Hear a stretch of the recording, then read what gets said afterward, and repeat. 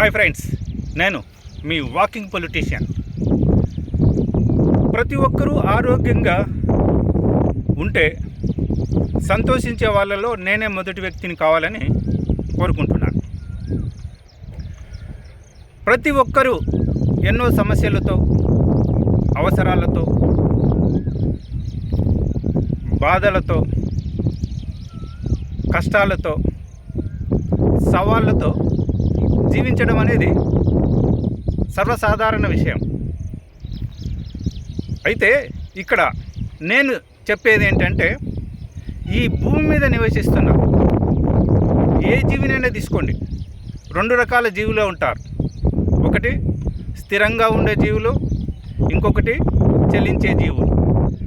చలించే జీవులు అంటేనేమో మనము క్రిములు, కీటకాలు, పక్షులు, జంతువులు లో ఉండేవాళ్ళు అందరూ చలించే జీవులు. ఇక వృక్షాలు దగ్గరికి వెళ్తే అవి స్థిరంగా ఉండే జీవులుగా మనము చెప్పుకోవచ్చు. అయితే ఈ చలించే జీవులలో 4 రకాల గుణాలు ఉంటాయి.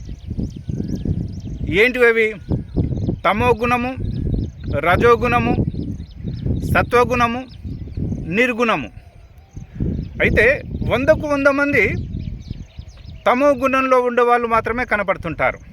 ఎప్పుడైతే పర్సెంటేజ్ 1000కి వెళ్తామో అప్పుడు తమో గుణము, రజోగుణము, ఈ 2 గుణాల వాళ్ళు కనబడతారు.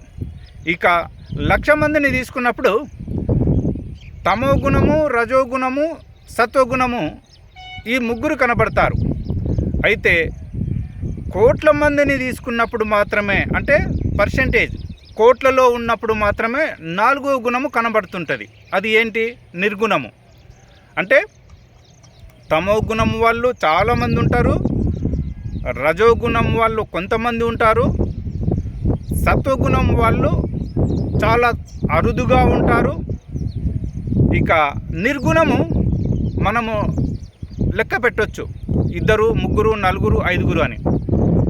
ఎవరైతే నిర్గుణంలో ఉంటారో వాళ్ళే ఇన్నోవేషన్, అంటే ఆవిష్కరణ చేయనికే అర్హులుగా జీవితాన్ని కొనసాగిస్తుంటారు. కావున నేను చెప్పేది ఏంటంటే, ప్రతి ఒక్కరిలో అన్ని విషయాలు ఉన్నాయి, అన్నీ తెలుసు.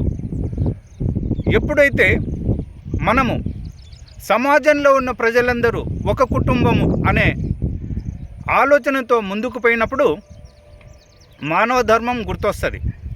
సమాజంలో ఉన్న ప్రజలందరూ ఒక కుటుంబం కాదు, నాది నాదే, నీది నీదే, ఎవరిది వాళ్ళదే అని అనుకున్నప్పుడు మానవ ధర్మం గుర్తుండదు.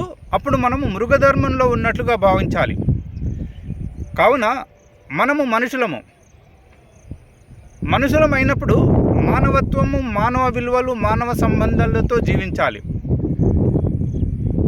అలా జీవించాలన్నప్పుడు మన లోపల పాజిటివ్, అంటే సఖ్యత, కలిసిమెలిసి జీవించే విధి విధానాలతో ముందుకు పోయినప్పుడే మనము సమాజాన్ని స్థిరంగా, దృఢంగా, నిశ్చలంగా ఉండేటట్లు మనం చేసుకోగలము. కావున మీ ఈ వాకింగ్ పొలిటీషియన్ చెప్పేది ఏంటంటే, ఏది ఏమైనా మనమందరము కలిసిమెలిసి సఖ్యతతో, ఎలాంటి ద్వేషము, ఈర్ష్య, అసూయ, కోపము, వాంఛలు, వ్యసనాలు లేకుండా